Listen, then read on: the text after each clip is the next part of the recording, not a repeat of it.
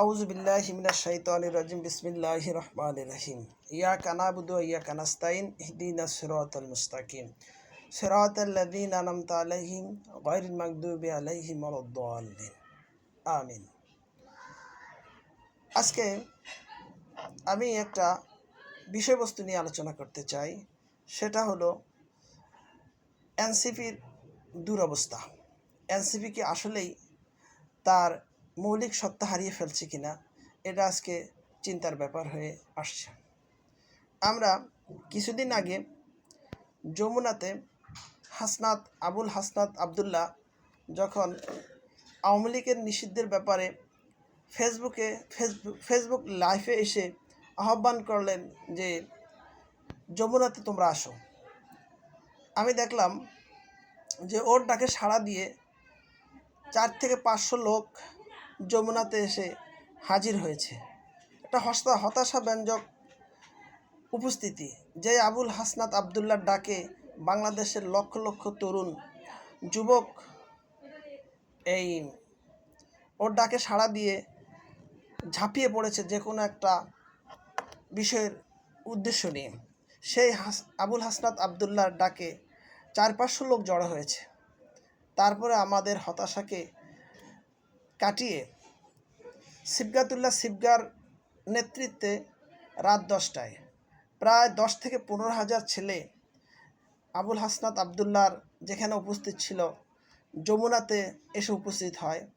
তারপরে দেখি আমরা ডক্টর মাসুদ ও ওনার নেতৃত্বে প্রায় 15 থেকে 20,000 লোক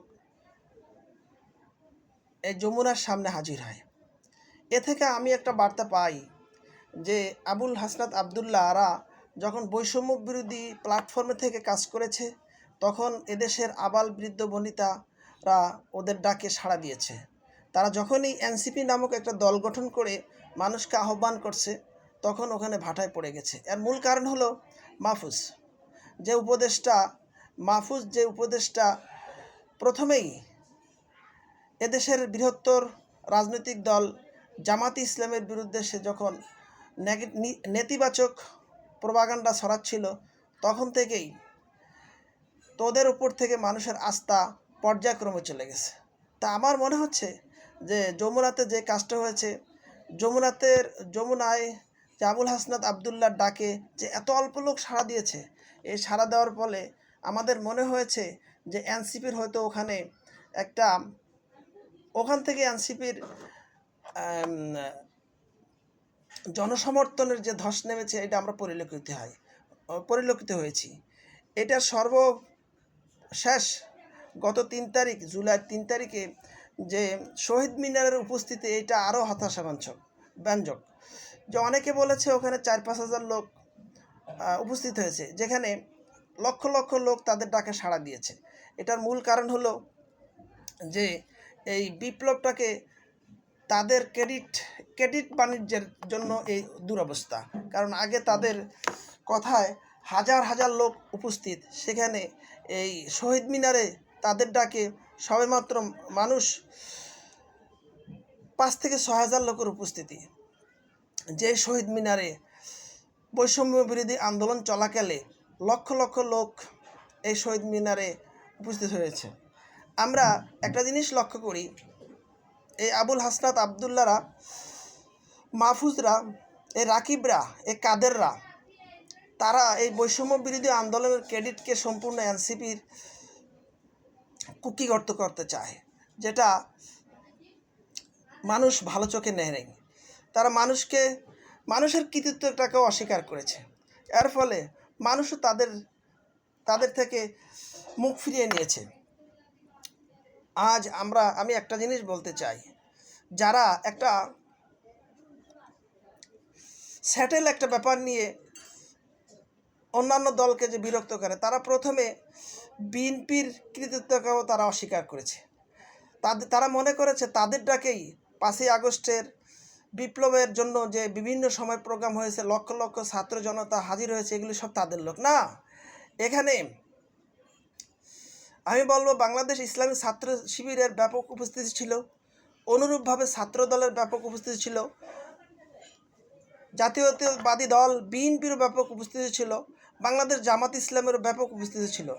এই উপস্থিতিগুলির কারণেই আম জনতা মানুষ এই আন্দোলনে নেমে এসেছে এবং লক্ষ লক্ষ লোক এই এই আন্দোলনকে তাদের নিজেদের আন্দোলন মনে করেছে। তারই পরিপ্রেক্ষিতে ৫ তারিখে হাসিনা সরকারের পতন হয়েছে এবং বাংলাদেশ নতুন দিগন্তের উন্মোচন হয়েছে।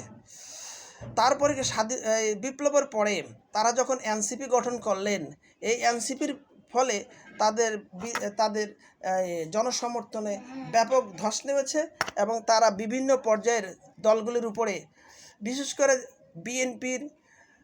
করে বিএনপি সম্পর্কে তারা বিভিন্ন সময় নেতিবাচক কথা বলেছে, আর জামাত ইসলাম সম্পর্কে তারা বিভিন্ন প্রকার নেতিবাচক কথা বলাতে তাদের আজকে এই দুরবস্থা।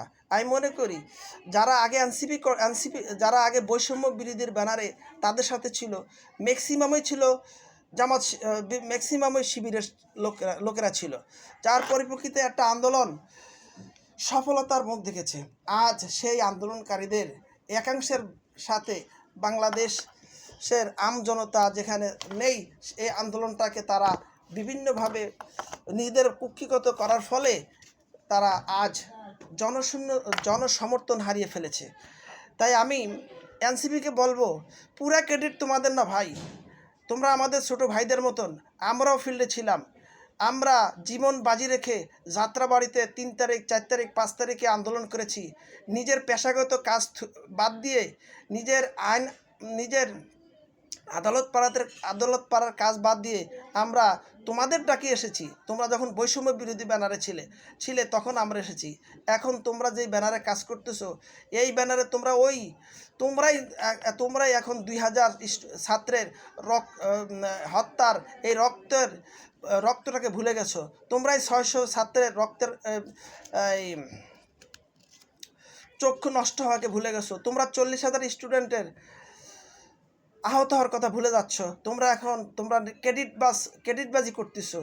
তোমাদের এখনও সময় আছে, তোমরা আগের অবস্থানে ফিরে যাও, না হলে এদেশের মানুষ তোমাদেরকে আরও তোমাদের থেকে সমর্থন ফিরিয়ে নেবে।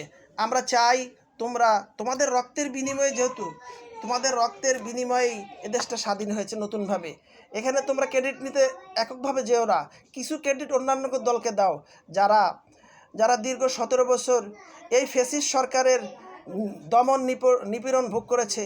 তোমাদের নেতৃত্বেই এদেশ স্বাধীন হয়েছে, এটা আমরা স্বীকার করি। কিন্তু বিগত 17 বছর এদেশ থেকে ফ্যাসিবাদকে উৎখাত করার জন্য এই বড় বড় দলগুলির অবদান অনেক অনেক অনেক নেতার রক্ত ঝরেছে। জামাত ইসলাম, বিএনপির স্থায়ী কমিটির সদস্য শাখা চৌধুরী, ওনার রক্ত ঝরেছে জমিনে। জামাত ইসলামের 11 জন কেন্দ্রীয় নেতার রক্ত ঝরেছে। তাদের রক্ত বিগত 17 বছর ঝরেছে। সেই জন্য তাদের ক্রেডিটটাকে তোমরা বাদ দিয়ে তোমরা যখনই নিজে ক্রেডিট দাবি করো, তখন তোমাদের অধঃপতন শুরু হয়ে গেছে। যে সর্বশেষ 3 তারিখে যে তোমাদের উপস্থিতি, এই উপস্থিতি তোমাদেরকে বলে দেয় এদেশের মানুষ ক্রেডিটবাজদেরকে পছন্দ করে না। আমরা চাই তোমরা সংশোধন হয়ে যাও, আমরা চাই তোমরা আগের অবস্থায় ফিরে যাও। তোমরা আমাদের জাতীয় বীর, আমরা তোমাদেরকে স্যালুট জানাই। আবুল হাসান আবদুল্লাহ, সার্জিস, মাহফুজ, রাকিব, তারা যেভাবে আগের মতন ছাত্রদেরকে একটা ফ্যাসিস্ট সরকারের পতনের জন্য আন্দোলন করেছে, আমরা চাই তারা আগামীতেও এদেশকে একটা সুন্দরভাবে নেতৃত্ব দিবে। তারা অন্তত ক্রেডিটবাজি করবে না। আমরা চাই আমাদের দেশটাকে সুন্দরভাবে আমরা সাজাই। আমরা চাই এদেশ থেকে সকল প্রকার বৈষম্য দূর করে দেই।